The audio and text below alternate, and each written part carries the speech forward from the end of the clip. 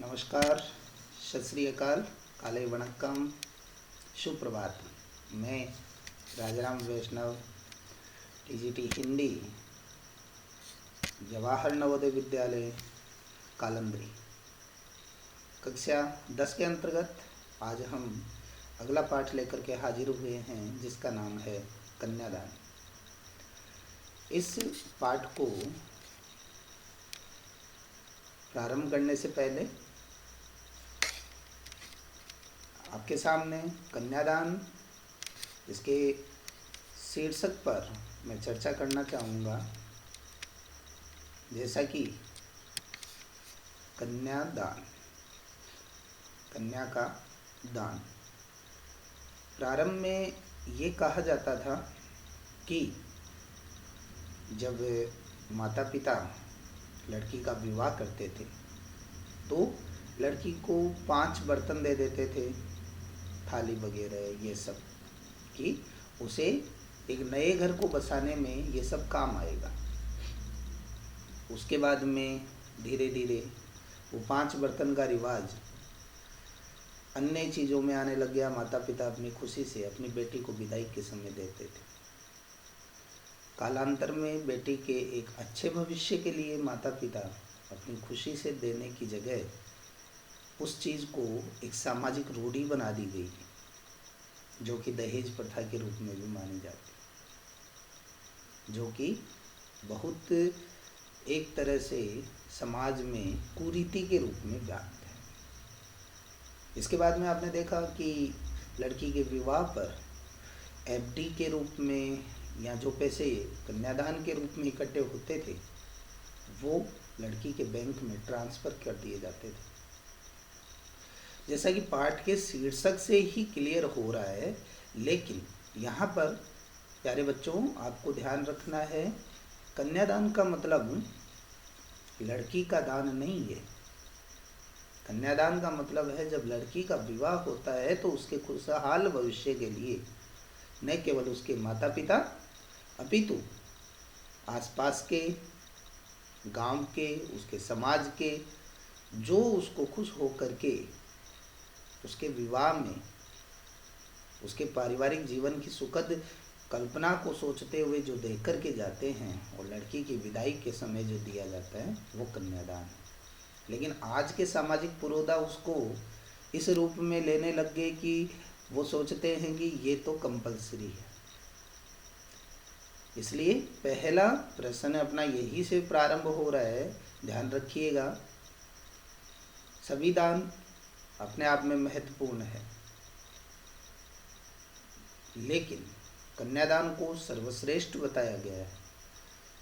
लेकिन कन्या यहाँ पर कोई दान की वस्तु नहीं है।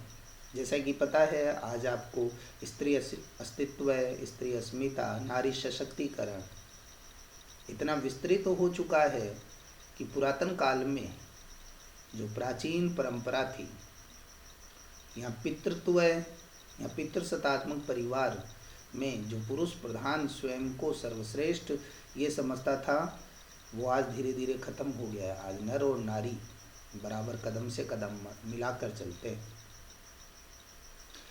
इस पाठ के प्रारंभ करने से पहले एक छोटी सी कविता आपके सामने प्रस्तुत करना चाह रहा हूँ। ये शक्ति का नाम नारी है, कोमल है कमजोर नहीं तुम, शक्ति का नाम ही नारी है, जीवन देने वाले।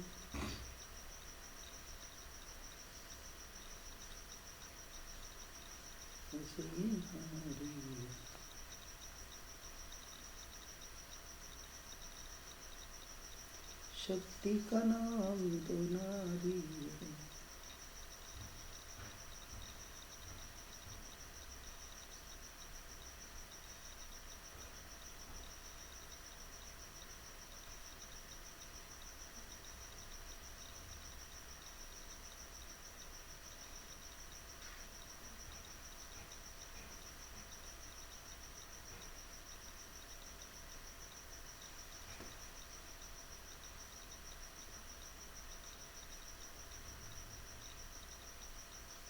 तेका नाम नारी है।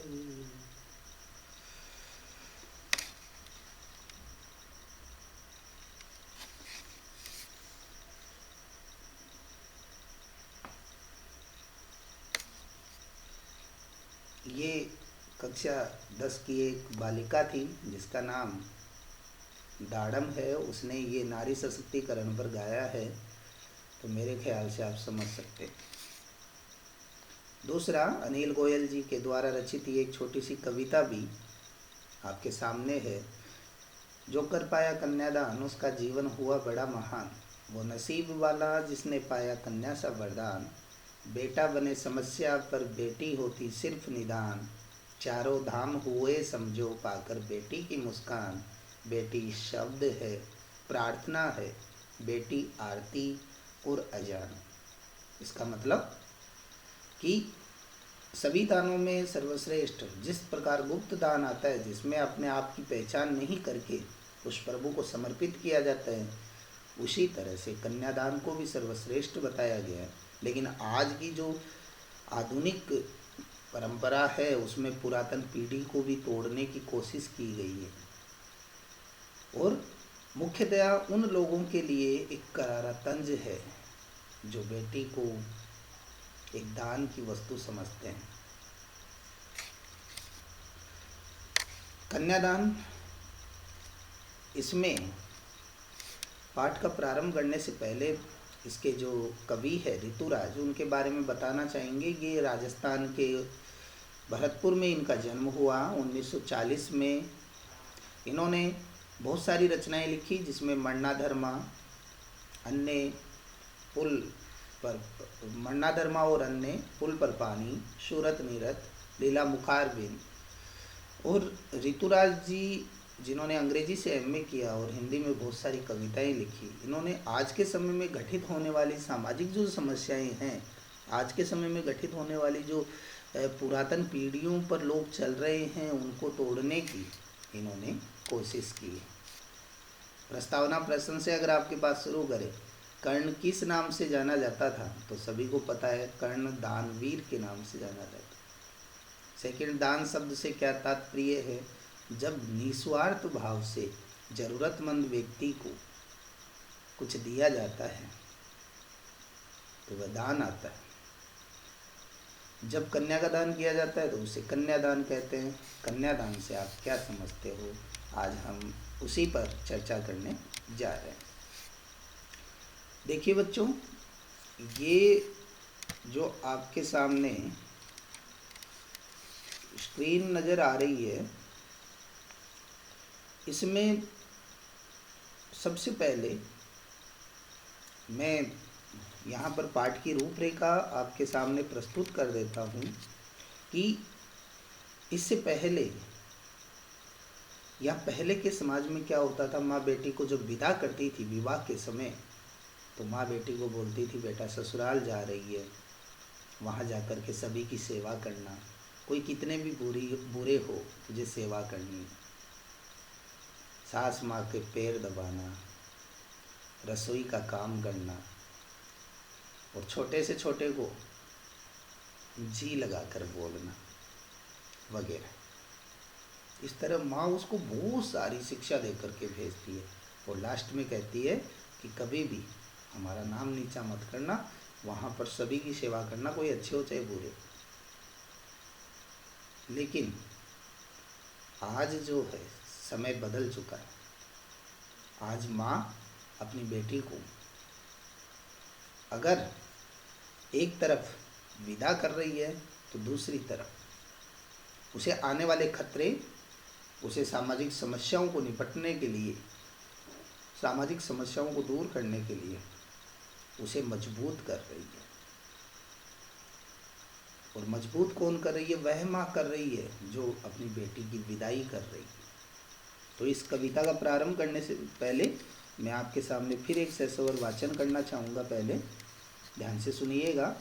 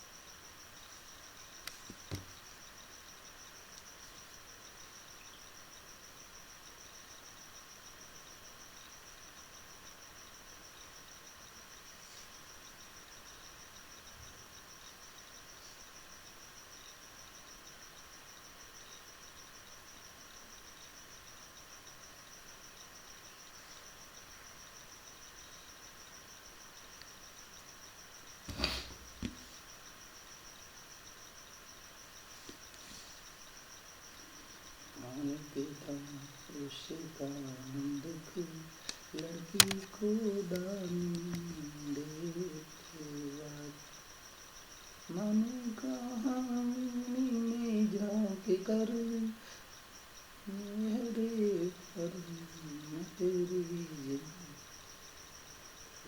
सीखने के लिए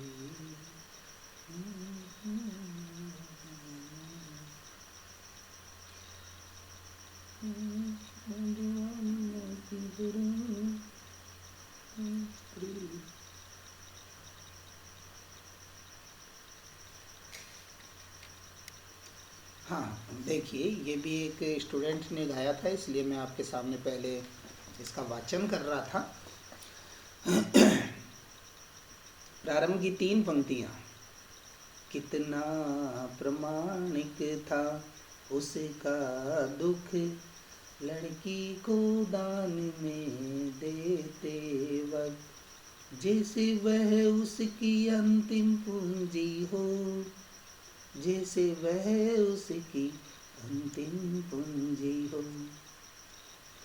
यहाँ पे माँ जो है अपनी बेटी को विदा करती है तो कहते हैं माता और पिता में, चाहे बेटी, आपने माता का आंचल कक्षा 10 में पढ़ा है, बेटा हो या बेटी हो, और मुख्यतः बेटी माँ से चाहे नहीं बनी हो, अपने पिता के कितने भी नज़दीक रही हो, माँ से चाहे हमेशा झगड़ती हो, या माँ बेटी को हमेशा डांटती हो, लेकिन जब बेटी की विदाई होती है तो सबसे ज़्यादा दुख माँ को क्यों होता है?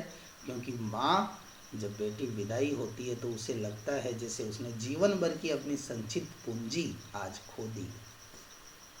वह माँ जिसे बेटी अपनी हर बात शेयर करती है, वह माँ जिसे बेटी अपने पिता को नहीं बताकर अपने मन की बात माँ को बताती, और इससे भी बढ़कर बात, माँ का दुख इसलिए प्रमाणिक है कि माँ के भी जीवन में कोई परेशानी आती है, माँ के जीवन में भी कोई परिस्थितियाँ आती है, तो माँ जो है अपनी बात अपनी बेटी से शेयर करती। इसलिए यहाँ पर ये आया है कि माँ का दुख प्रमाणिक है, वास्तविक है। माँ बहुत ज़्यादा दुखी है। लड़की को दान में देते वक्त, यहाँ पर पहली बात मैंने पहले ही स्टार्ट में नोटिस करवा दी है कि लड़की यहाँ दान की वस्तु नहीं है, लेकिन माँ के लिए सबसे बड़ी अंतिम पूंजी, यानी उसका सब कुछ है बेटी माँ के लिए, तो वह लड़की की विदाई करती।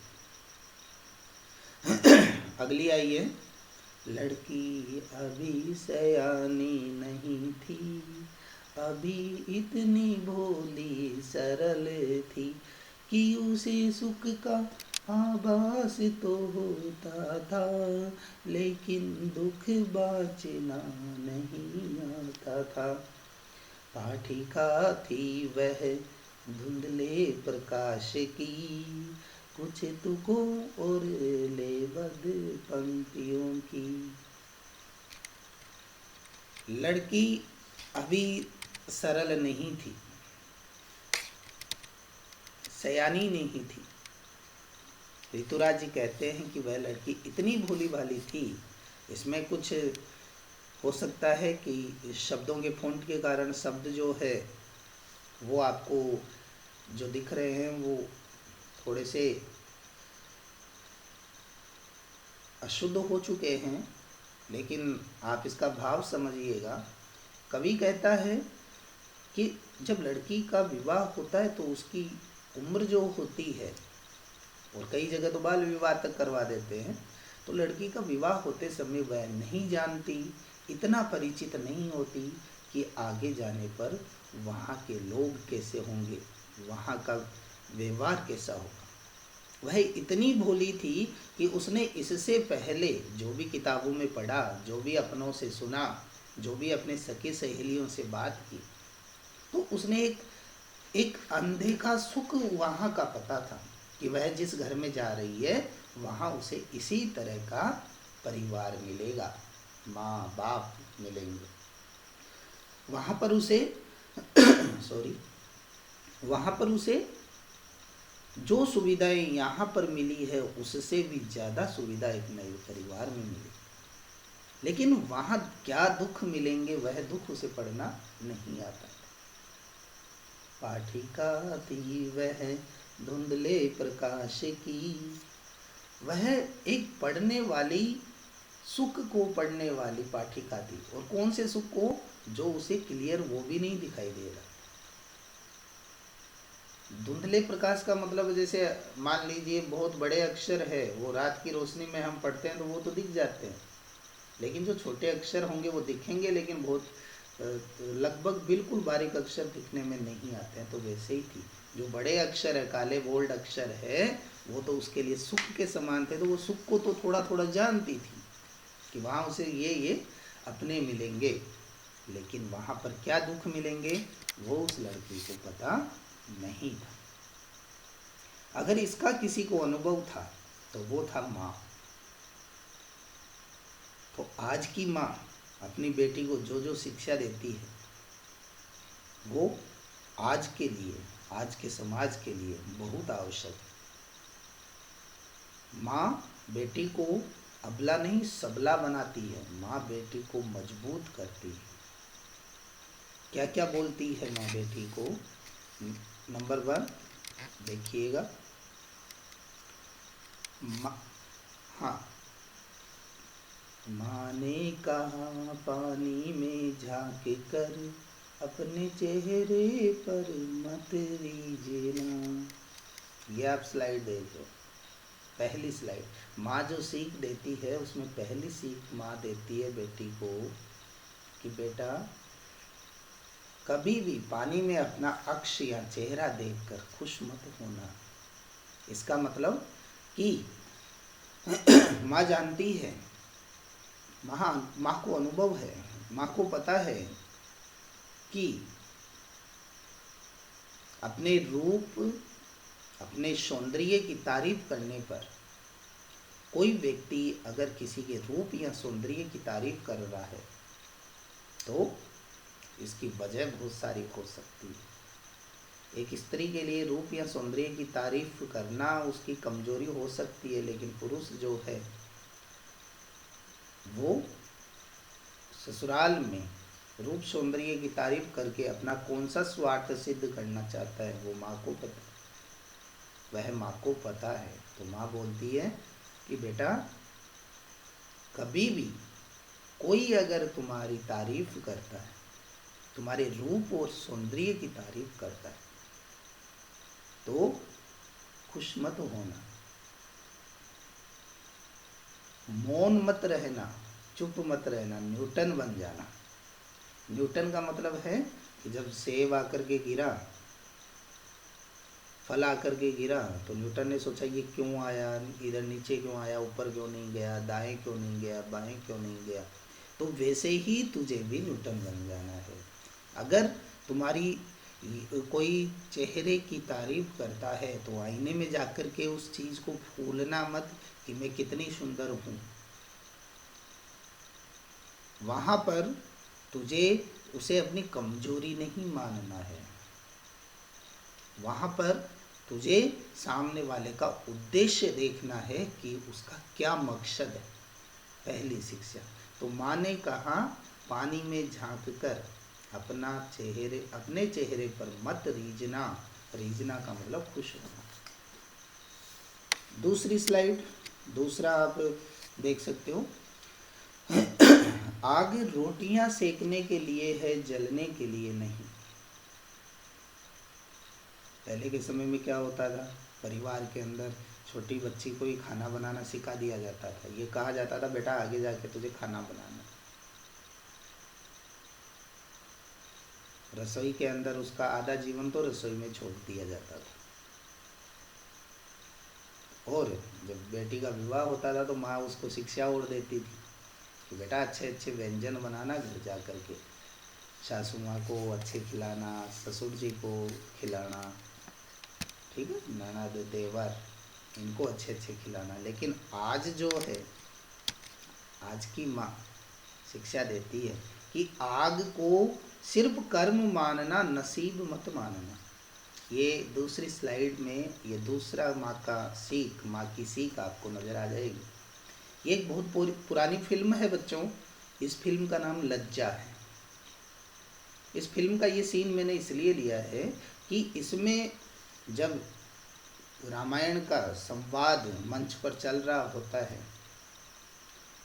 तो ये जो राम बने हैं और सीता जो बनी है, जब राम कहते हैं सीता को कि तुझे अग्नि परीक्षा देनी है, तो अमूमन होता क्या है, सीता अग्नि में बैठ जाती है। राम कहते हैं तू रावण के पास रह के आई है तो तेरे चरित्र के लिए अग्नि परीक्षा देनी पड़ेगी। लेकिन इस लज्जा फिल्म में जो माता सीता बनती है वो कहती है मैं अग्नि परीक्षा नहीं दूंगी। अचानक से वो मतलब उसे अपने अस्तित्व की पहचान होती है और अचानक से मना करती है और सबसे अच्छा संवाद कहती है। वो कहती है अग्नि परीक्षा हमेशा सीता देते आई है,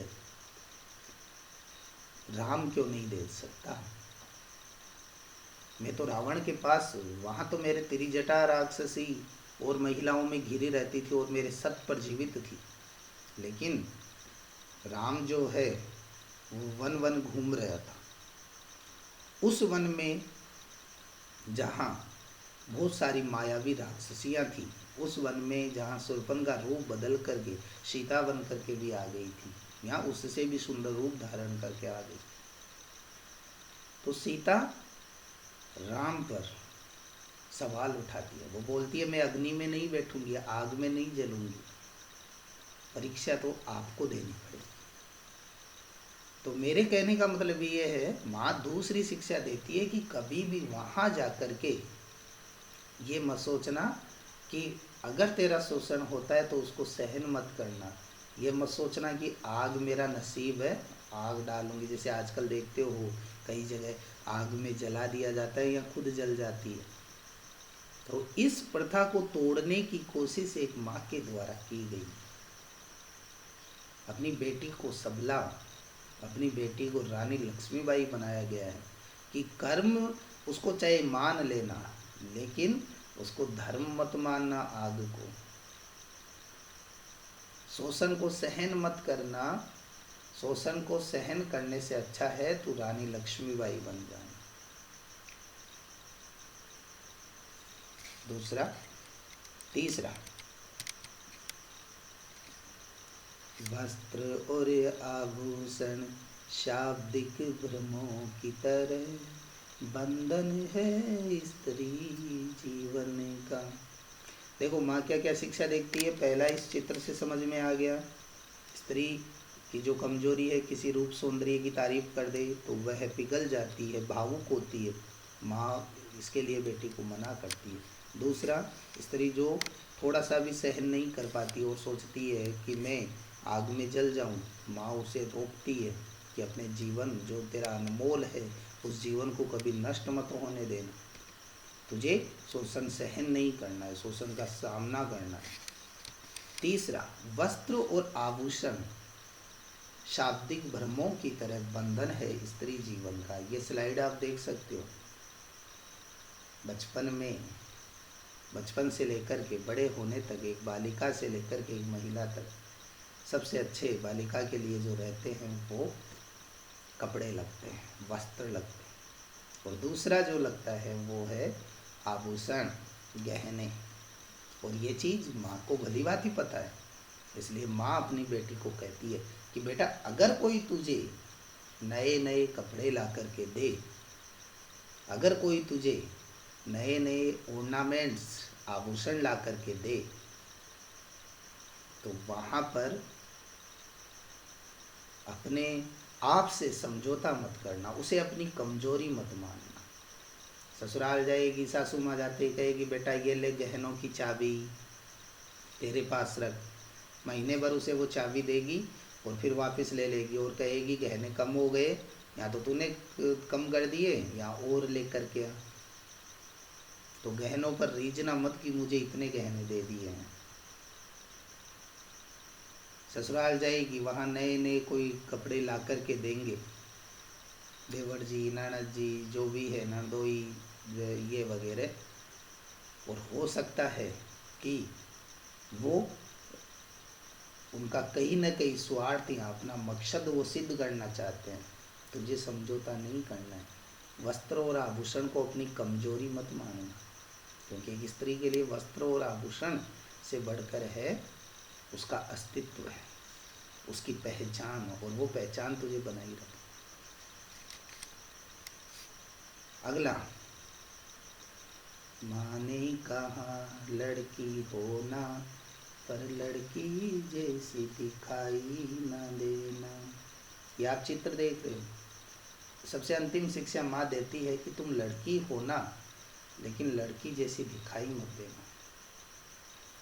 देखिए यहाँ पर दो विरोधाभास चल रहे हैं। विरोधाभास अलंकार आता है ना, लड़की होना, माँ बोलती है लड़की होना है। लड़की होने का मतलब ये नहीं है कि तुझे वहाँ पर बिल्कुल कमजोर बन के रहना है।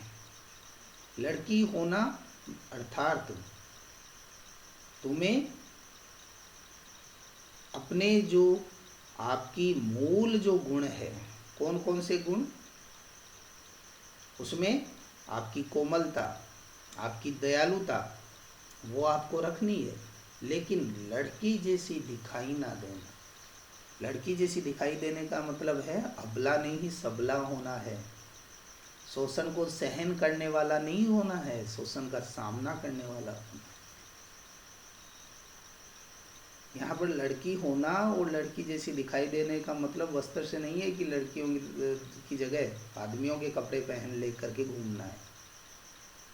वो भी उनका अस्तित्व है, कर सकते हैं, लेकिन यहाँ लड़की जैसी दिखाई न देना, इसका मतलब अपने ऊपर किसी भी प्रॉब्लम को हावी मत होने देना कि मैं तो। एक बहुत पुरानी फिल्म बच्चों की याद आती है मुझे, नाना पाटेकर की है, क्रांति वीर है शायद, क्रांति है या क्रांति वीर। अधिकतर अमूमन फिल्मों में क्या होता है, हीरो आता है, एंट्री करता है और डाकुओं को मार के चला जाता है, हीरोइन जब उसको डाकू घेर लेते हैं। उस फिल्म में क्या है कि जब एक्ट्रेस को डाकू घेर लेते हैं और हीरो बैठा बैठा हंस रहा है, तो हीरोइन बोलती है कैसा इंसान है, यहाँ मुझे इतने डाकू घेरे हैं और तू हंस रहा है। तो नाना पाटेकर बोलता है कि आज तो मैं हूँ इसलिए तुझे बचा लूँगा, कल को कौन बचाएगा तुझे। इतना सुनना था उसे, अपने अस्तित्व की पहचान होती है और 5-6 जो भी डाकू थे उनका चूरमा दाल बाटी बना देती है, अच्छी तरह उनको भगा देती है। तो वही बात माँ यहाँ कह रही है कि कमजोरी, अपने आप को ये मत सोचना कि तू कमज़ोर है, अपने आप को ये मत सोचना कि तू अबला है। हमेशा ये सोचना कि आई कैन डू इट, मैं हर समस्या का सामना कर सकती हूँ। तू सबला है, तो समय आने पर रानी लक्ष्मीबाई भी है, समय आने पर अगर तू पार्वती है तो समय आने पर माँ काली भी है। इस तरह माँ अपनी बेटी को सीख दे रही, नसीहत दे रही है। ये देख सकते हो, दोबारा इसका रिवाइज, जाते जाते वह अपनी बेटी को नसीहत दे रही है कि कभी भी अपनी सुंदरता पर इतराना मत, असली सुंदरता मन की सुंदरता कहती है। आग से कर्म करना यानी जो घरों को जोड़ता है तो उसमें, लेकिन कभी भी अपने आप को उसमें जलाना मत। माँ कहती है कि अच्छे वस्त्र और महंगे आभूषण बंधन की तरह होते हैं, इसलिए उसके चक्कर में मत पड़ना कि कोई तुझे आभूषण दे दे और अपना स्वार्थ सिद्ध करना चाहे। अब ये कुछ प्रश्न है आपके विचार से, माने ऐसा क्यों कहा कि लड़की होना पर लड़की जैसी दिखाई मत देना? क्योंकि लड़की शालीन होती है, शालीनता के गुण के सदा बनकर रखना, सबका सम्मान करना, लज्जा रखना, लेकिन कमज़ोर मत दिखना। समय आने पर वही पार्वती की जगह तुझे काली बन जाना। आग रोटियां सेकने के लिए है, जलने के लिए नहीं। इसका मतलब क्या है? इसका मतलब है कि जो नारियों पर जो अत्याचार होते हैं, आग में उसको जला दिया जाता है। हालांकि सती प्रथा तो बंद हो चुकी है, रूप कंवर मेरे ख्याल से दिवराला वाला सबसे अंतिम हुआ था, तो सती प्रथा तो बंद हो चुकी है, लेकिन फिर भी आज औरतों को ज़बरदस्ती जला दिया जाता है, या खुद औरत जो है वो आग में जल जाती है। तो ऋतुराज द्वारा एक माँ के मुख से ये निकलवाया गया है कि ना सहन करना है, ना किसी और को सहन करने देना। माँ बेटी को सचेत क्यों करती है? क्योंकि आधुनिक माँ है, उसे पता है कि कदम कदम पर खतरे हैं, तो इसलिए वह सचेत करती है कि तुझे अपने अधिकार और कर्तव्य, जहाँ पर तुझे तेरे अधिकारों की बात हो वहाँ उन अधिकारों पर डटे रहना। पाठिकाती वह धुंधले प्रकाश की, इसका मतलब क्या है कि वह आदर्शवादी है। वह उसने सिर्फ सुख सुने कि उसे जो फैसिलिटी या सुविधा मिली है वही फैसिलिटी वो उसे आगे मिलेगी, माता पिता का प्यार मिलेगा, ठीक है। लेकिन एक्चुअल में वहाँ मिलने वाले दुख के बारे में वह पता नहीं है उसे, इसलिए माँ अपनी बेटी को सचेत कर रही थी। माँ अपनी बेटी को अंतिम पूंजी क्यों लग रही थी? क्योंकि सबसे निकट माँ के उसकी बेटी थी। वह अपने दुख शेयर कर सकती थी या बेटी भी अपने दुख शेयर कर सकती। अब माँ से कौन बेटी के विवाह के बाद में पूछेगा, या बेटी से कौन उसके मन की बात पूछेगा, या बेटी अदर को क्यों बताएगी? तो इसलिए अंतिम पूंजी लग रही। माँ ने बेटी को क्या सीख दी? एट लास्ट अंततः उसने यही सीख दी कि अपने आप को कमजोर मत समझना, यानी जहाँ स्वार्थ हो, जहाँ शोषण हो, उसे सहन नहीं करना। आपकी दृष्टि में कन्या के साथ दान करने की बात कहाँ तक उचित है? कन्या दान की बिल्कुल वस्तु नहीं है, ये मैंने कह दिया पहले। मानव कोई वस्तु नहीं होता है, वो स्त्री पूरी सृष्टि का जो आधार है। लड़की लड़का एक समान है, तो कन्या साथ ही दान क्यों, वर के साथ भी होना चाहिए, वैसे तो वरदान तो दोनों जीवन की गाड़ी के पहिए हैं। अतः कन्या के साथ दान की बात अनुचित है, कन्या के साथ दान नहीं जुड़ना चाहिए।